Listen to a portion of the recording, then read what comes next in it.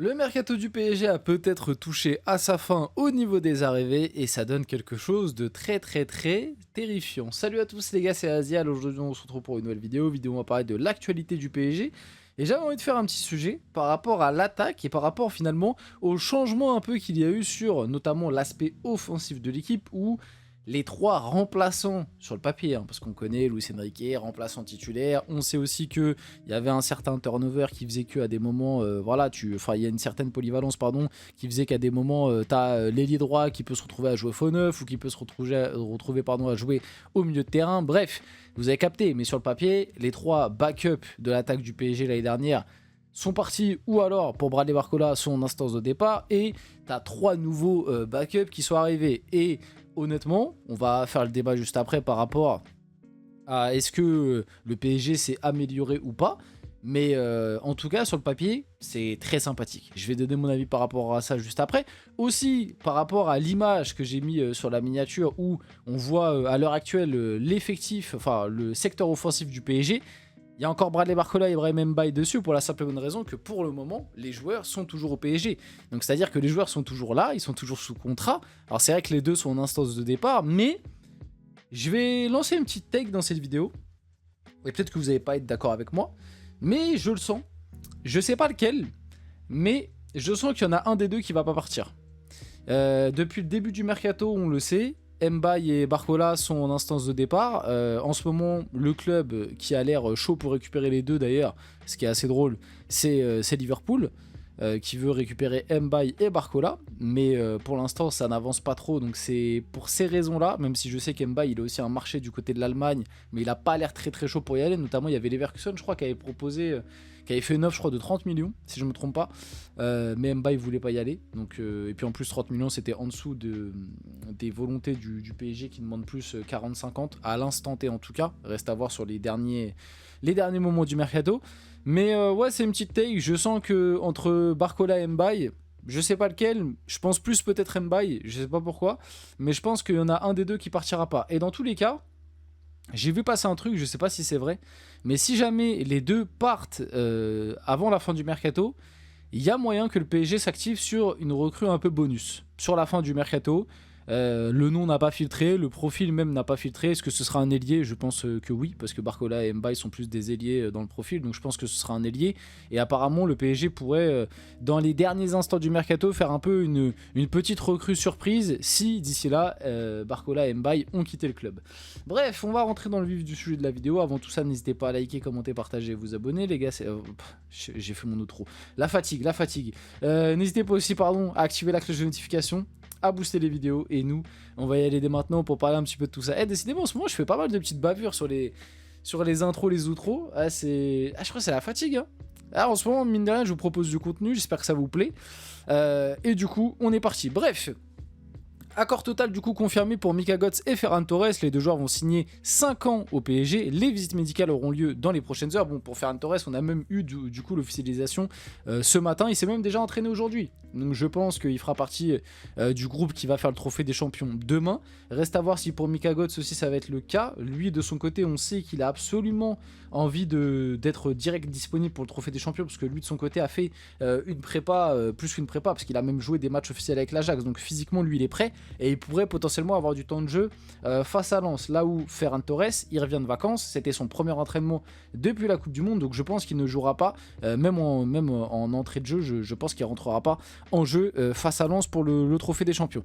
Et du coup, j'ai envie de faire ce petit débat, parce que mine de rien, on tient désormais le nouveau trio du PSG en backup. Alors dire ça, c'est pas être péjoratif, parce que comme je vous l'ai déjà expliqué, Luis Enrique, on le sait désormais, il y a beaucoup de turnover, il y a beaucoup de polyvalence. Donc en réalité, c'est un trio de backup sur le papier, parce que les trois titulaires de la dernière finale de Ligue des Champions, Kvara, Dembélé, Doué, paraissent à l'instant T difficiles à bouger, mais on sait jamais, peut-être qu'un Ferran Torres va exploser et qu'il va bouger l'un des trois, peut-être que Akliouche pareil. Regardez la preuve, Akliouche a démarré titulaire la finale de la Supercoupe de l'UEFA, tu vois. Et ça, c'est des choses que Luis Enrique, à des moments, il aime bien faire et il ne se l'empêche pas. Donc sur le papier, c'est les backups, mais en réalité, c'est des joueurs qui vont avoir du temps de jeu. Comme je vous l'expliquais, moi je pense que Ferran Torres aura beaucoup de temps de jeu.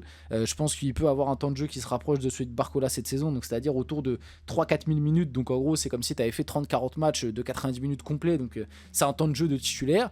Et Akliouche, Kalou, je pense qu'il peut se rapprocher aussi d'un temps de jeu conséquent. Mika Götze peut-être un peu moins, on verra en fonction de son acclimatation, mais je pense que c'est ça aujourd'hui aussi un peu l'objectif en termes de temps de jeu pour Luis Enrique vis-à-vis de ses joueurs. Donc, on va parler du backup de cette saison sur le papier par rapport à celui de l'année dernière. Donc du coup, on tient désormais le nouveau trio du PSG en backup. Ferran Torres, Mika, je sais que c'est Mika Rhodes d'ailleurs. C'est l'habitude de dire Mika Götze maintenant, mais Mika Rhodes, Marnes Akliouche, et du coup, ce sont ces trois-là. Et par rapport à l'année dernière, où on avait Gonzalo Ramos, qui était le backup de Dembélé, donc cette année c'est Ferran Torres. On avait Lee Kang-in, qui était le backup sur le papier de Désiré Doué à droite, même s'il jouait très rarement à ce poste-là, c'est ça le truc qui est un peu paradoxal. Et désormais cette année on a Akliouche, et on avait du coup Barcola, backup de Gvara sur le papier, même si Barcola joue beaucoup, vous savez, qui désormais est remplacé par Mika Götze. Et du coup, j'ai envie de vous poser la question, vous préférez celui de cette saison ou celui de la saison dernière?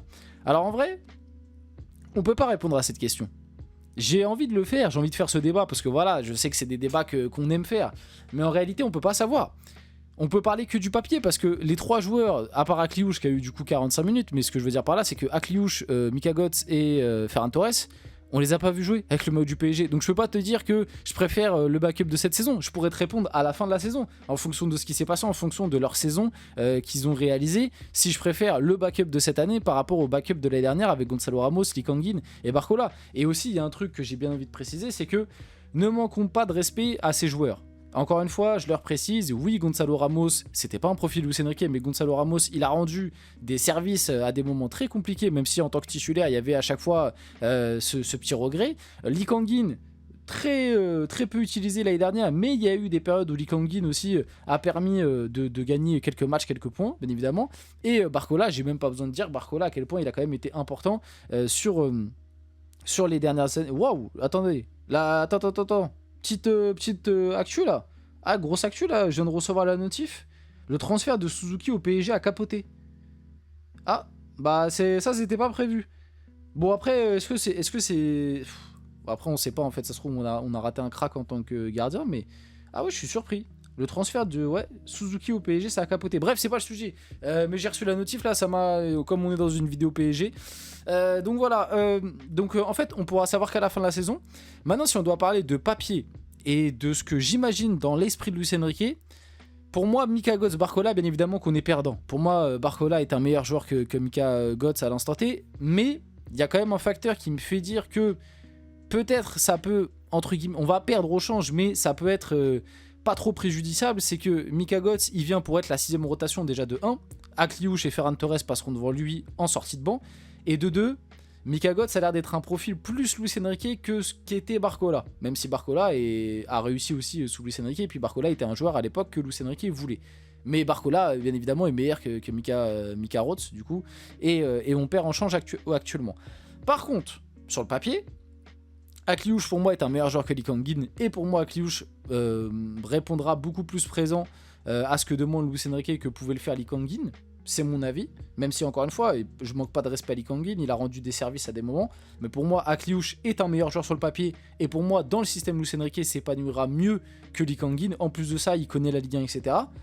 Et Ferran Torres, je l'ai déjà expliqué et je me suis déjà exprimé là-dessus plusieurs fois, pour moi Ferran Torres c'est peut-être pas un meilleur neuf intrinsèquement que Gonzalo Ramos, mais dans ce que veut Luis Enrique d'un numéro 9, c'est un meilleur numéro 9 sur absolument tous les aspects. Ferran Torres est le style de numéro 9 qu'aime Luis Enrique, qui se déplace, qui décroche, qui bouge beaucoup, qui fait des appels, chose qui était un peu moins Gonzalo Ramos, même si à des moments, encore une fois, je le répète, il a rendu des services. Donc c'est pour ça que finalement, Mika Götze, Barcola, on y perd, mais par contre sur Akliouche et sur Ferran Torres, par rapport à Gonzalo Ramos et Lee Kang-in, pour moi, on y gagne. Donc c'est pour ça que sur le papier en tout cas, on verra à la fin de la saison si on a eu raison ou pas, mais sur le papier, le trio de backup de cette saison me paraît meilleur que celui qu'on avait l'année dernière. Maintenant, c'est du papier et on verra ce qui se passera pendant la saison. Du coup, ça nous donne ça par rapport même aux équipes, donc équipe A, équipe B. Donc le backup offensif du PSG la saison dernière, Barcola, Ramos, Lee, et le backup décidément, j'arrive pas, offensif de cette saison, Götze, Ferran Torres, Akliouche. un léger glow-up. Sur le papier, en tout cas, je dirais qu'on est sur un léger glow-up. Et du coup, équipe A, équipe B, donc l'équipe A, c'est la même que l'année dernière. Et l'équipe B, du coup, on a l'arrivée. Bah, du coup, il y a Suzuki sur le screen, mais du coup, apparemment, Suzuki, ça a capoté. Je viens de recevoir l'information, je viens de vous l'expliquer. On a du coup derrière. Alors, ça va pas être comme ça. Je pense que derrière, dans la rotation d'Hakimi, ce sera plus Warren Zaïre-Emery. Même si Warren sera le quatrième aussi au milieu de terrain, avec une défense centrale du coup Zabarni, Lucas Hernandez, Lucas Digne à gauche, au milieu de terrain Beraldo, Mayulu, Dro, et devant du coup Mika Götze, Ferran Torres, Akliouche. Donc deux équipes très compétitives. Honnêtement, l'équipe B, même en Ligue 1, elle peut être très compétitive, et limite j'ai envie de te dire que l'équipe B à elle seule est une équipe qui est carrément capable de gagner la Ligue 1. Franchement, l'attaque Ferran Torres, Akliouche, Mika Götze, au milieu de terrain Beraldo, Mayulu, Dro, derrière Lucas Digne, Lucas Hernandez, Zabarni et Warren Zaïre-Emery qui joue latéral droit. Franchement, c'est une équipe qui peut gagner la Ligue 1. Bref. On termine la vidéo là-dessus, j'espère que cette vidéo vous a plu. Si c'est le cas, n'hésitez pas à liker, commenter, partager, vous abonner. Les gars, c'était Azial, on se retrouve très rapidement pour une prochaine vidéo.